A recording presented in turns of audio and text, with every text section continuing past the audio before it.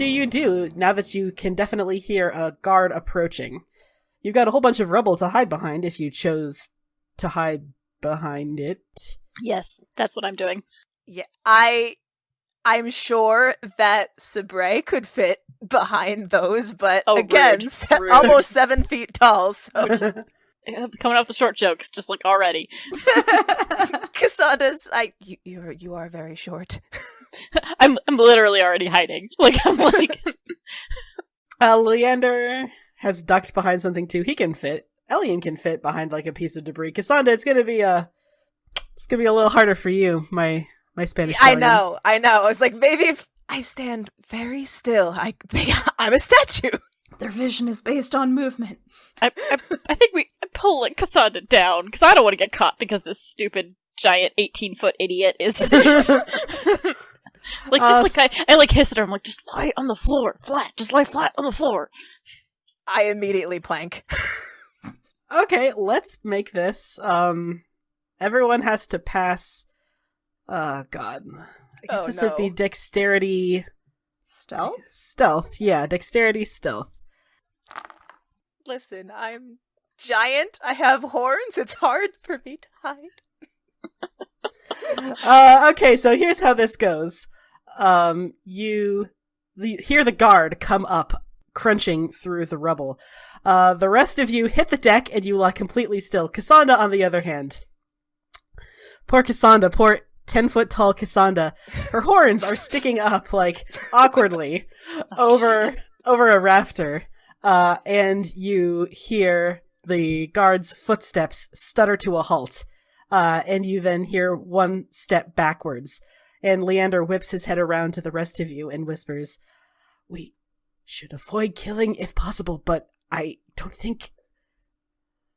So what do you want to do? This is one of those, I don't know, character choices, or you can fight or something else if you want. Does anybody have any, distracting abilities? I mean, you've got a bard.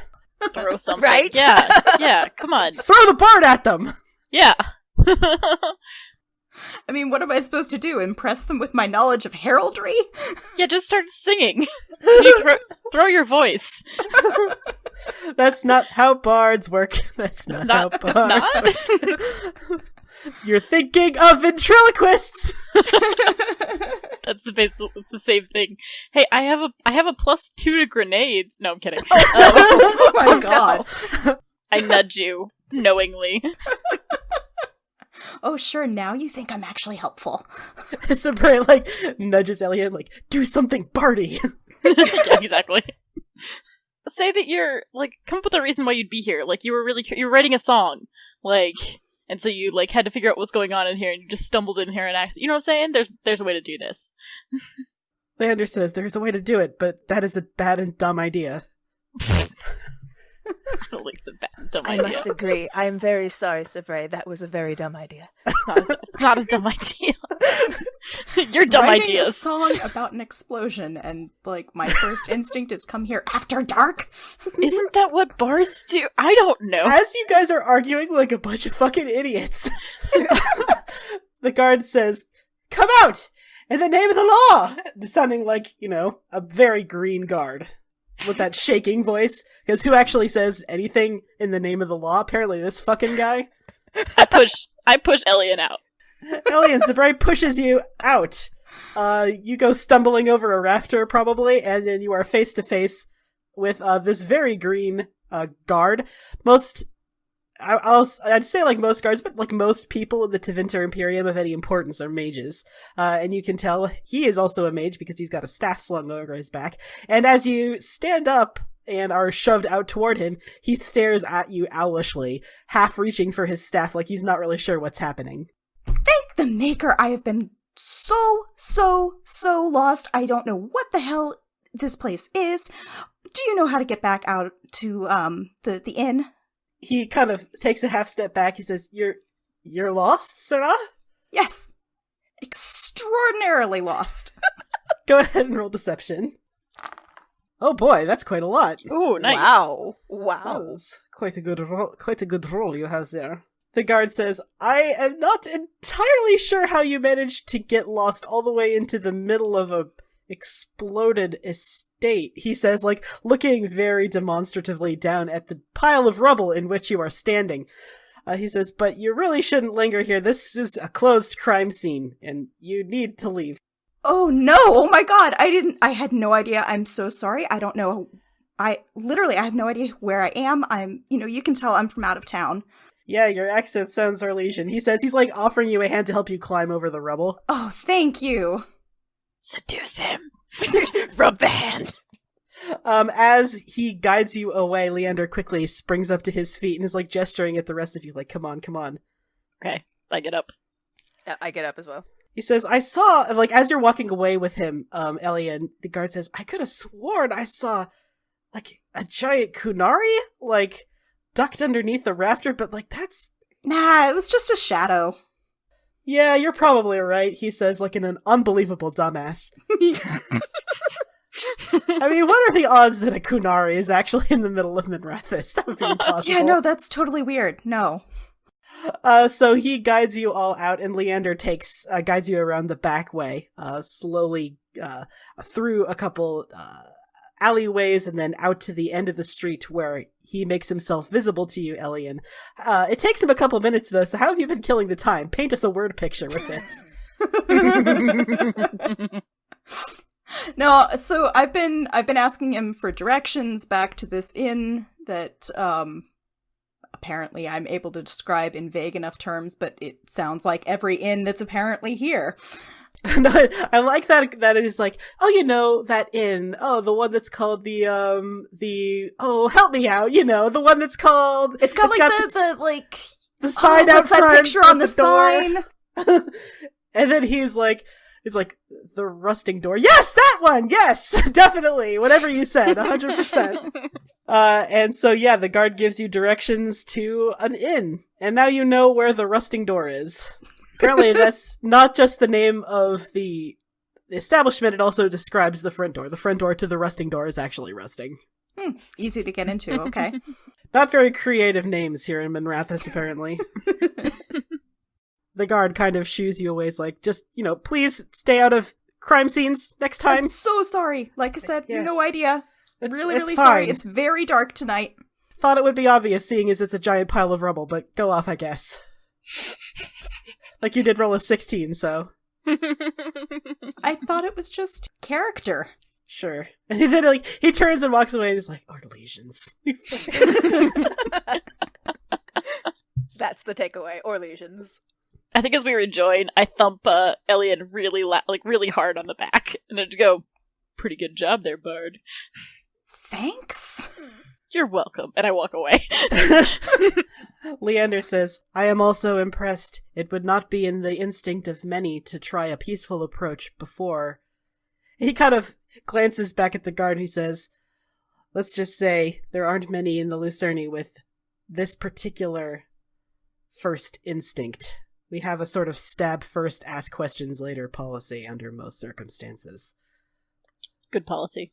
He guides you all back to the Pavis estate in mostly silence. He keeps looking back at you every now and then, like he is still kind of surprised that you didn't immediately jump to the anyway, let's kill this guy approach. Eventually you do get back to the Pavis estate, however.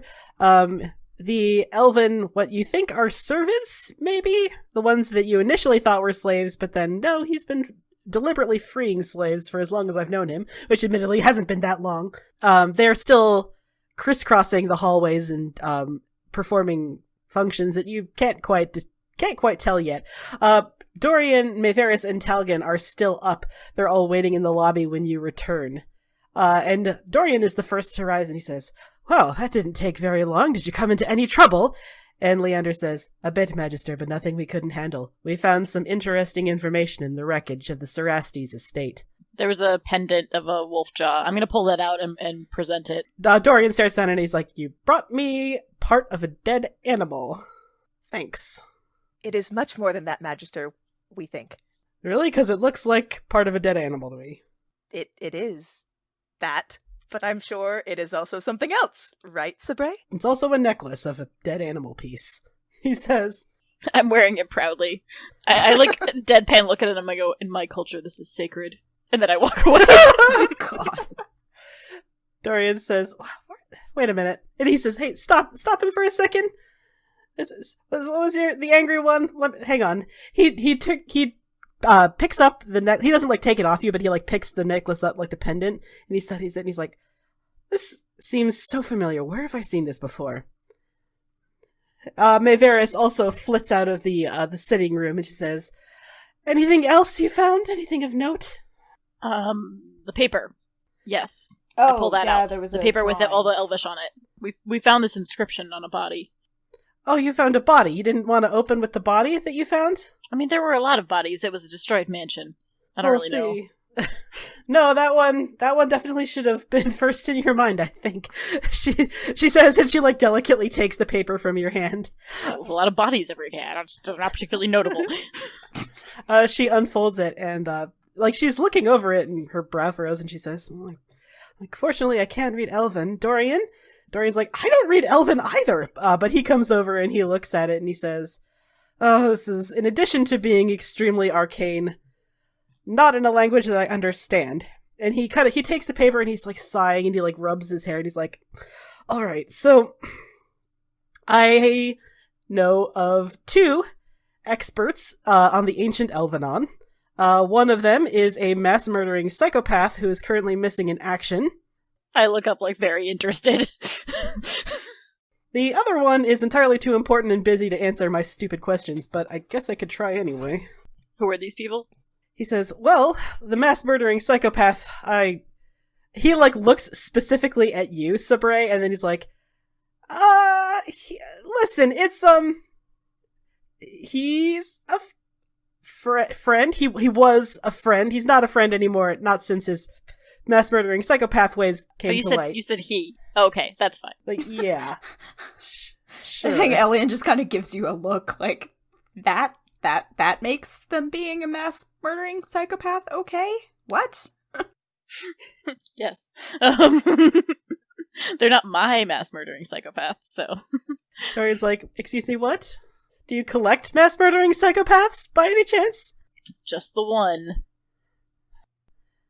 Okay, he says, and like deliberately stops talking about it. He says, the other one, he's an old friend. We used to work together. I believe he's in Denerim these days, but I can send him a message easily enough, although I suppose I'll have to... He looks at this paper, he says, like, I can't read any of these words, so I'll probably have to mail it to him. That'll take it a little while. Just, like, out of character here, 1 second. So, can I read all of it, or can I just read some of the words? You can read... There were only a couple words that... Like, you can... Phonetically, you can read it. Like, you can sound out the words because you know the Elven alphabet. But the words themselves, like, there are those 3... I hope you wrote them down. I did. Anaris, Gelderon, and Darnathal, yeah. Yeah. And then also Vantarala. Those are words that you have never heard, you don't understand what they mean. Okay. Yeah, I guess you don't... I don't think I have an objection to sending the paper then, and I'd rather keep it to my... Okay. Dorian says, yes, I'll send it to Lennon, see if he can make anything of it. And he says, and you said you found a corpse? What's this about a corpse? I, like, look confused. Like, why do we care about the corpse? Well, you said you found this on a corpse. What kind of corpse was it? It was a Dalish elf? No. Yes. Well, yes. They had markings like a Dalish elf, but it was not a Dalish elf markings that I recognize. They had the markings, Look at me. Look at my face. Am I a Dalish elf? Yes. Yes. So, what do you know about Dalish elves? On a scale of 1 to 10. I know that you are one. There we go. There we go. Cassandra's got it. She's got something. What about you? What about you, human? Okay, fine. They weren't a Dalish elf, but they look like one. They were definitely an elf, okay? Go around telling people what Dalish elves and what Dalish elves. What do you even know? You don't even know. Okay, Shem. Enough. Dorian says, okay, so is anyone going to tell me what they actually saw? Or are we just going to keep going in circles like this? What are you looking for in specific, Magister? We saw many things. You said there was a Dalish elf, but not a Dalish elf. A Valisleen, but not a Valisleen. I'm trying to figure out what you saw. It was a body. It was an elf. They had markings that were like a Valisleen, but they weren't a Valisleen. They were not... I never recognized. Yes, they were very, very red. He says, huh. Oh, and, well, it wasn't, like, yours, Sabre, yours are just on your face, but, like, they had more markings all over, didn't they? Dorian sort of drums his fingertips on his chin. He says, well, there are any number of reasons an elf would be in the middle of Minrathous. I happen to know that Magister Cerastes had way too many slaves. He explains, Magister Cerastes was, the slave trade in Tevinter, you see, it's an oligarchy. It's controlled by 3 large ruling houses, and Cerastes is the largest of these 3 houses. And it has been for generations. It's the reason we were so eager to kill him. Did you happen to see his corpse in there, by the way? He's tall, kind of gangly, has a really ugly, pointy beard. No, we didn't. We were interrupted by a guard. Well, hopefully he just got extremely crushed to death under all the rubble.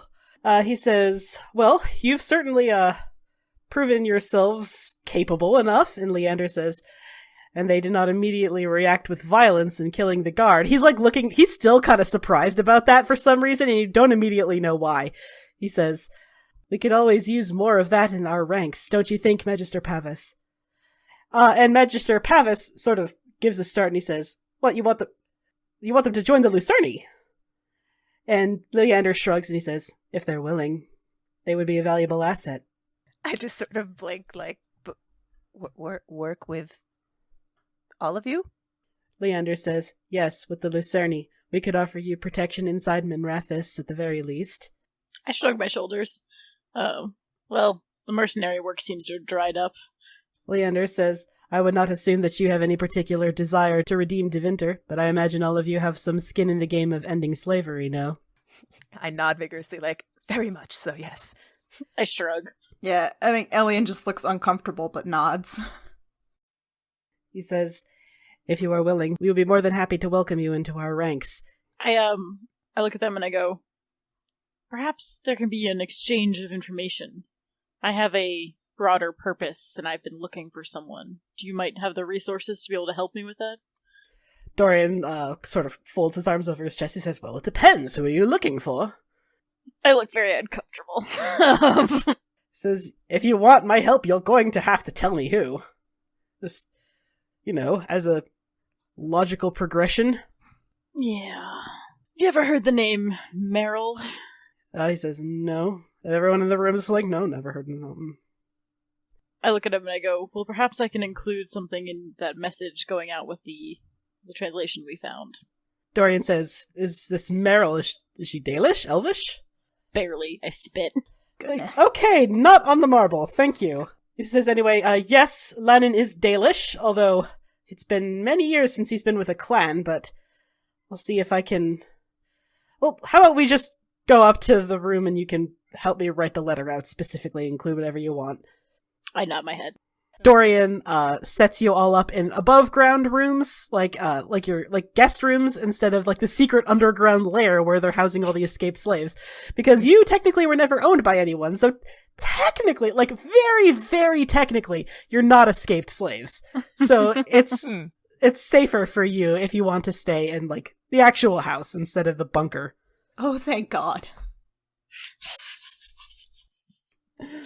Elian passes out dramatically on the bed. This is the first time I've seen a feather bed in months! Dorian's like, okay, have fun with that. Roll my eyes aggressively at you. So, Sabre, you follow Dorian up to... You would expect him to stay in, like, the master suite, but he doesn't. The room that he's staying in is actually quite modestly small, but it's got, like, one wall is completely dominated by rows and rows of bookshelves that are just overstuffed. And most of the titles are in Tevene, of course, and you can't read them. But the ones that are in the trade tongue, it's all magical theory.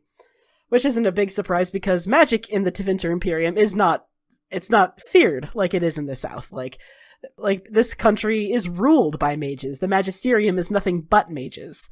And it is, maligned a lot for that very fact in the South.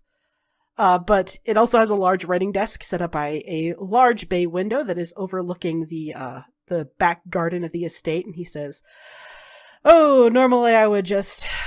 Lannon and I, he says, sitting down, we have a method of communicating, but it's getting pretty late. I don't want to wake him, so it's probably best if we just send a letter. He says, how do you spell Merrill?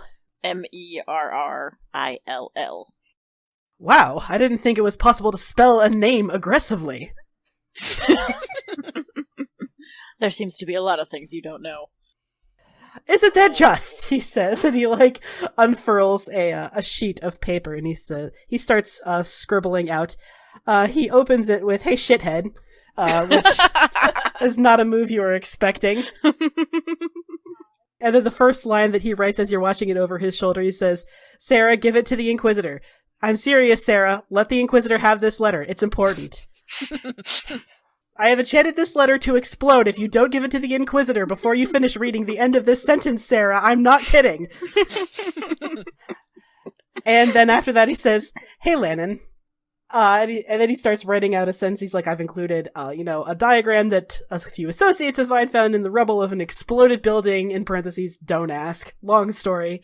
And he says, "I want to know everything you can figure out about this diagram and what a Vontarala is, what these names are, and etc., etc., etc. And also as a point of personal interest," and he says, "Merrill, you said?" Yes, but more aggressive. Right. I don't know how to write a name more aggressively. Perhaps you can italics. Expand upon all Merrill. caps. Merrill. He starts writing a little bit about that. He says, "What clan was she in?" You see the conflicted look on Sabray's face. And I go, "Sabray." Dorian turns around. Says, "Oh, was she now? Sounds like there's a story and a half behind that." I glare. "Listen, you're already asking for my help." "I am trading your help in exchange for my services." "Right," he says, a broad nod and a wink. "Yeah, got it." He says, "Can you at least tell me what she's done to piss you off so much?" "Perhaps you can just ask him about a Merrill who is a blood mage with a mirror that causes the blight." Dorian stops and she says, "A mirror? I nod. An alluvian?" I look very blankly at it. "Large, difficult... alluvians, they are mirrors technically, but they don't reflect things very well. Their main purpose is to enter the... Listen, is it a magic mirror?" "Yes, probably." He says, "That might actually be an alluvian. I didn't think another one existed outside some ancient decrepit elven temple." And he adds that into the letter, saying that she may have an alluvian. I glare. I just say, it's evil. All I know is that it's evil. Just like her. "The alluvians I've encountered aren't necessarily evil. They're just a method of transport, if you will, taking people from one space into another." I look very confused. He says, "It's an artifact of the ancient elven empire. Again, I'm not an expert in this. Lannon is. Hopefully he'll be able to fill in some of the details, but we used a great many of them back during the Exalted Council, and there was a Kunari invasion, or nearly a Kunari invasion of Orlais, and... That doesn't sound like this thing. It was evil. It caused the blight. It killed my clan. All of my clan." Says, "That does not sound much like an alluvian. But it's, an ancient elven artifact in the hands of an elf blood mage. I don't know, it just seems like... whatever." And he keeps writing, and he says, he spends a long time writing, because, he wants to get as much detail in as he can. And as he's in the middle of writing this larger paragraph, he says, "So did the mirror kill them, or did she?" I shrug. Who can say? "You weren't there when it happened?" "No." He nods and he says, "Well, for what it's worth, you have my sympathy. I'm sure Lannon will too. He's in a similar situation." Have I heard the name Lannon before, or is that completely new to me? Nope. If he's Dalish, you might know his clan, but you don't know his clan name. I ask his clan there. I turn back to Dorian and I say, "What clan does he hail from?" Lavellan, actually. Clan Lavellan. And, you've heard of Clan Lavellan. You've heard quite a lot about Clan Lavellan, actually. Clan Lavellan has gone through some shit in the last, 5 years. Clan Llewellyn is known for having kind of a soft stance on humans. Like, they're a lot less violent towards humans, they're a lot more trusting. And they recently got swept up in some insane bullshit. Apparently, they sent one of their own, the first of their clan, like Meryl. Meryl was the first of your clan, and they sent the first of their clan to a meeting between the mages and the Templars at the top of the Frostback Mountains. And apparently the conclave where it was hosted was completely destroyed, like it blew up. And then there was something about a hole in the sky, and this one elf was the only person who survived. And suddenly, like, you're slowly putting it together, he's talking about Inquisitor Lannan Llewellyn. He's talking about one of the most important political figures in Thedas at the moment. Oh, lovely. He's just casually writing a letter to him addressed as, "Hey, shithead." I think I just look, like, more and more horrified as this all dawns on me very slowly. I'm not super bright. It takes him a minute. It takes him a minute or two. And then I look horrified and I go, "You mean Inquisitor Lannan?" Yes, Inquisitor Lannan Llewellyn. Excellent mage, good friend. Bit of a bear in the mornings. I joined his Inquisition for the breadth of its tenure. It's no longer in effect, he disbanded it. I think I've backed into the wall. Like, I'm just looking kind of horrified. What are you doing over there? What's the matter? He's very... he's very famous. Oh, yeah, that. Listen, he really... You don't have to worry about that. He's not the sort that holds his fame against other people. Also, he's very bad at being famous. Just in general. He's awful at it. I'm just watching. I think, like, presumably, like, the Dalish don't have a lot of, like, famous people amongst their... you have ancient... See, here's the thing about being Dalish. So much of your culture was stolen from you, right? Yeah.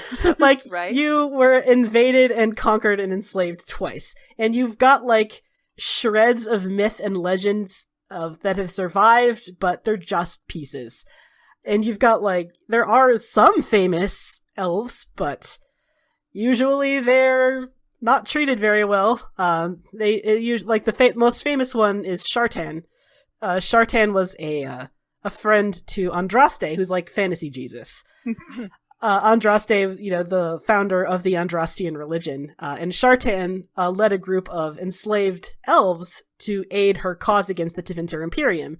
Shartan is noted for being completely eradicated from all the holy scriptures, specifically because he was an elf. Like, that's kind of the treatment that most famous elves get.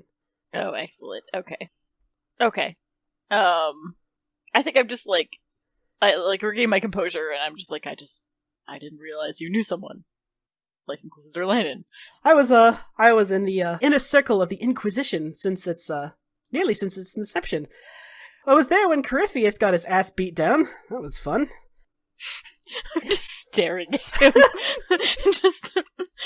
just like, what? Oh, okay. Well, I wouldn't want to bother Inquisitor Lannan too much with my... No. Don't you worry about it. It's fine. Like I said, he already has no time for anything anyway. As I understand it, he's in Denerim running rooftops with the Red Jennies, which... Can't imagine why. He says, but don't worry. He always makes time for his friends when they call upon him. I wouldn't worry about it too much. He should be responding to us presently.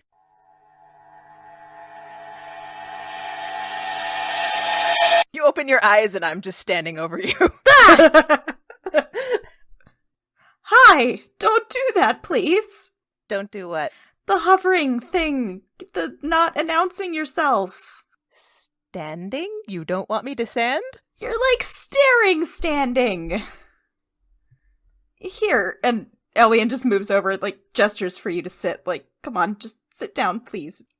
I'm very confused and, like, sit down. Like, should I not stare at you while I speak? Should I look the other way? No, that's fine. It's just, I was not expecting you to be right there, and then you were just there silently. Oh, the silent. Okay, next time I'll yell. I'm very good at yelling. You don't have to yell. Just say my name. Okay. So... Yeah? That thing with the guard. Yeah? The talking thing. Can you teach me how to talk like that to people? Elian looks just kind of baffled for a minute, like, I maybe?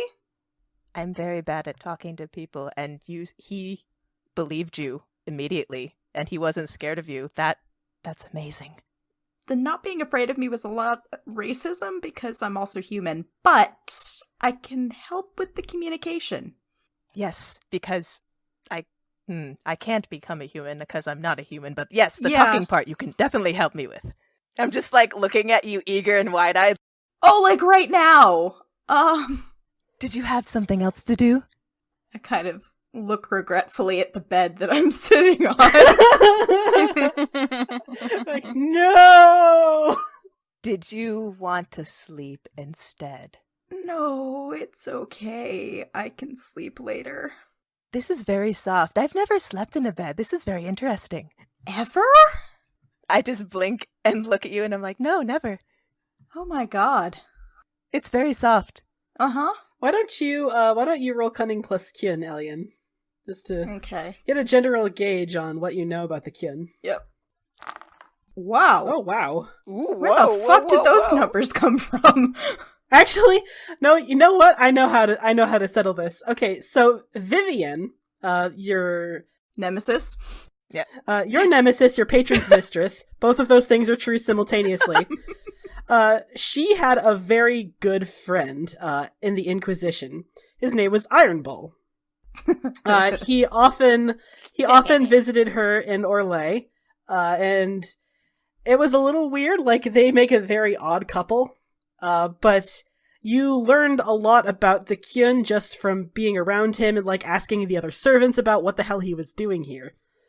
And you learned that he is Talvashoth. So, no, having rolled an 18, like, I can't fuck it. Like, that's a really good roll. Yeah. You probably learned a lot just from that, just from observing him for so long and so frequently. The Kyun is very, very, very strict on mages. How trusting of mages is Elian, generally speaking? Like, obviously he's got a bad experience with Vivian, but, like, in general? I don't know. No, pretty suspicious still, I think. Because he hasn't really seen them in action except for Vivian and Yeah, and Vivian is extremely flashy with her magic, and she loves putting the fear of the Maker into people just constantly with her magic. Yeah. So even being as generally distrustful of mages as you are, even you are a little bit disgusted with how the Kyun treats mages. And as Cassandra is sitting there telling you, oh, I've never slept on a bed before, it takes you a minute to remember that's because they don't consider mages people under the Kyun. They consider them weapons. They are collared and they are completely controlled by handlers. Like, the circle seems bad. Like, you know, it's very repressive. It doesn't allow mages much physical or emotional freedom, but the Kyun is monstrous.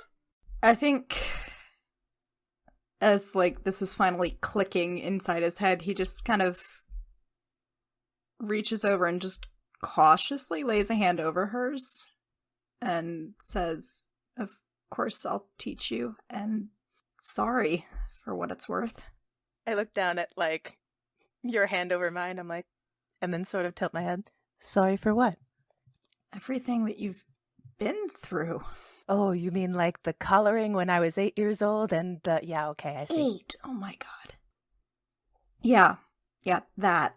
Well, I did kind of... I had a bad dream and I burnt down the dormitory with the other children, so that was my bad. Oh. Yeah. But they were fine because the Tama got us out. That's good. And then I never saw them again. An 18 is not enough for you to know what a Tama is, by the way. Yeah, no. You have no idea. He's just like, okay, I'm just gonna roll with that, because at least nobody died. You told me a little about how you got away, but what made you want to leave? What opened your eyes? I stopped to think for, like, a few minutes and sort of, like, avert my gaze from you for a little bit. And he rushes to say, if it's too personal, you don't have to share. That's part of communication. You don't have to share things.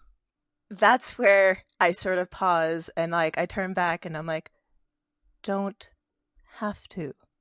That was the part that made me realize there are things I don't have to do. Elaine doesn't quite know what to say. I'm glad that you got out. I cannot imagine a more terrible fate.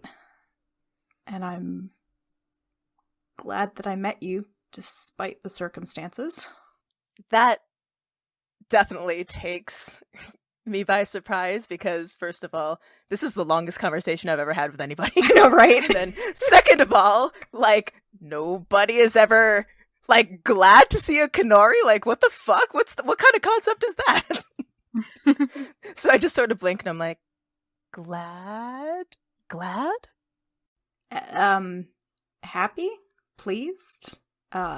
Curious?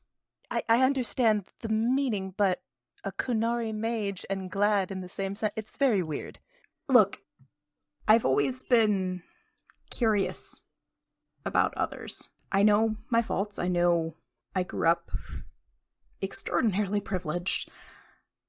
But I've never thought that I should just... And I think he just kind of trails off because he's not sure how to express this. He's not really even sure what he's feeling at this point. Like, this has been a really fucking long day. There's been a lot going on. I just sort of look around. I'm like, maybe we can do that tomorrow because you look tired. I am a little.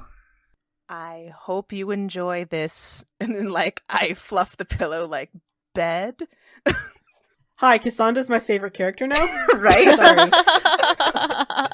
Like, y'all scrubs need to get on her level. Sorry. Fair enough. You slip out, Cassandra? I do. All right. You slip out. And Leander is coming up the stairs just as you exit, and he points you to your room. You have a room now, Cassandra. Your own room.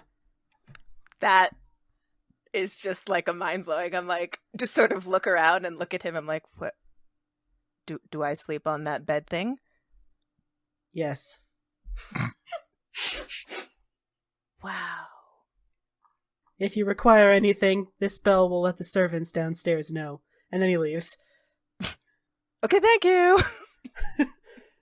Yeah, I just like look into the room and I'm like, wow, amazing. It's a bed. And then I close the door like, I'm not going to go in there again.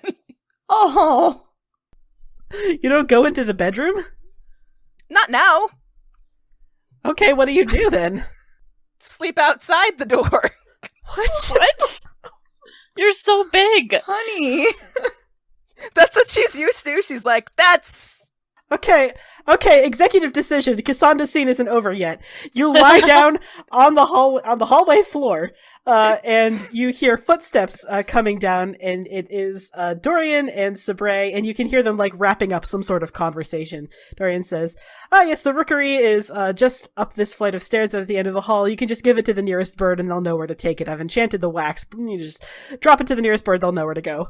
I'm staring at him as like he's speaking another language, because he basically is. But I'm like, okay, I take it. Birds, and then tower. Birds, tower. Yeah, I got that part. Okay, give it to a bird. Okay, fine. I will give it to a bird. And you hear Sabre tromp up the steps, and Dorian heads down the staircase and almost trips the fuck over you, Cassandra. Like, Micah! Why are you in the hallway? I'm sorry, Magister. Should I sleep somewhere else? Yes, like a bed! What are you... He's trying to step over you. You are a very large roadblock. He says, this is your bedroom. We had it turned down for you. Why are you out here? I've never slept in a bed. Are you afraid it's gonna bite you? No. More like I'm afraid you're going to bite me if I use it. I'm the one who turned it down for you. I made this room up specifically so he's picking you up by the arm. And he's like opening the door, like guiding you inside. It's like, this room is for you. Everything in this room is yours to use. I just sort of like stare at him like, thank you, Magister. I've never had anything of my own.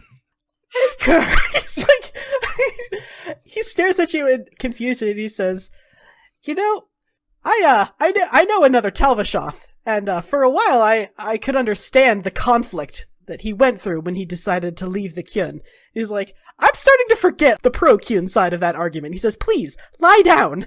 He's like steering you to the bed, and he like sits you down on the bed. He's like, this is your bed. This is your room. Everything in here is yours to use. You do not have to ask permission. It is yours until you leave the house, I guess, or until you leave to Vinter. He says, please, just... He's like forcibly like lying you down on your side. Like, please, for God's sake. Like, lie down. Yeah. I just like let him push me into the bed. I'm like, ooh, okay. I will use this bed then. Okay, good. No more sleeping in the hallway, okay? Okay. He like tucks you in because he's like, he's so nervous now. It's like, sweet Andraste, she's broken.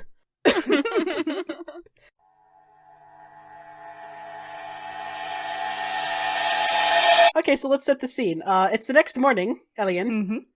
Mm-hmm. You come downstairs after getting dressed and cleaning yourself up. The servants, you think, or maybe you're not really sure how, you assume it must have been the servants. Like, you wake up and your clothes are clean and pressed, and there's like, they're waiting for you in a pile. Which is, how did that happen? You didn't hear them enter or exit. That's a little weird.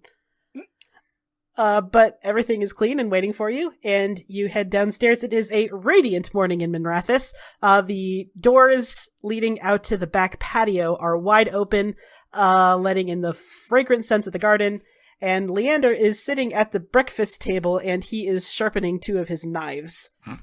Very slowly and methodically, while he's also, like, every now and then he'll steal a bite of his breakfast in between the whetstone movements. All right, so I think Elian, just typical sauntering, wanders over and fixes himself a plate or whatever. Yeah, there's a small buffet that's sitting out near the table. Yep. And goes over to an empty seat. Do you mind if I... Good morning. Hi. Good morning. Why are you doing this at the breakfast table? He glances up at you. Should I be doing them somewhere else? It's just an odd...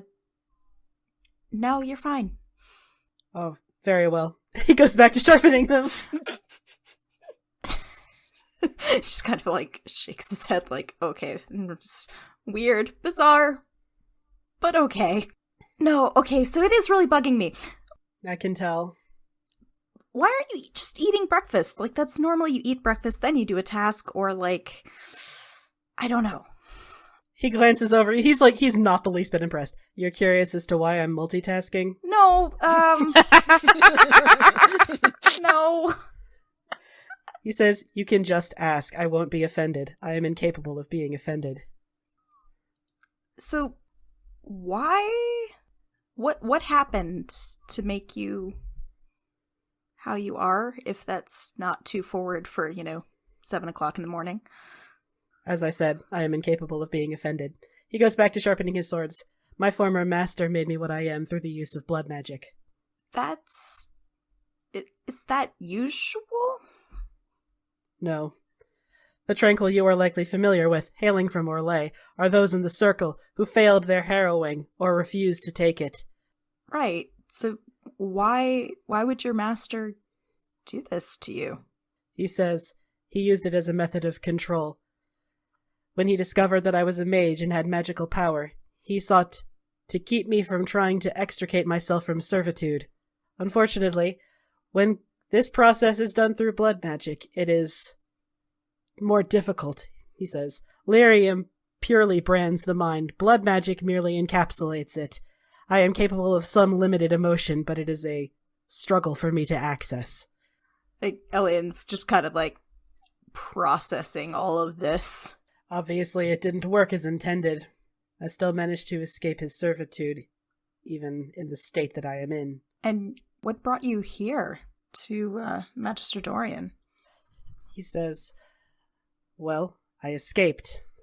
Unfortunately, my escape attempt was not as well executed as it could have been. Magister Pavis took me in. He made me a liberati. Are you familiar with the term? I don't know, Tessa, am I?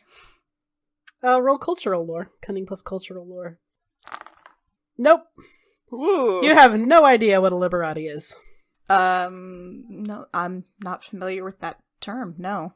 Tevinter society is divided into strictly controlled castes. At the top you have the magisters, below them, just slightly, the altai class. There are latins underneath them, and then liberati, then soperati. He says, liberati is a class specific for those who have been freed from slavery. And he says, and yes, it is not lost on me the irony that I was a liberati only to be technically re-enslaved by Magister Pavis. It is a joke he frequently uses, much to my chagrin.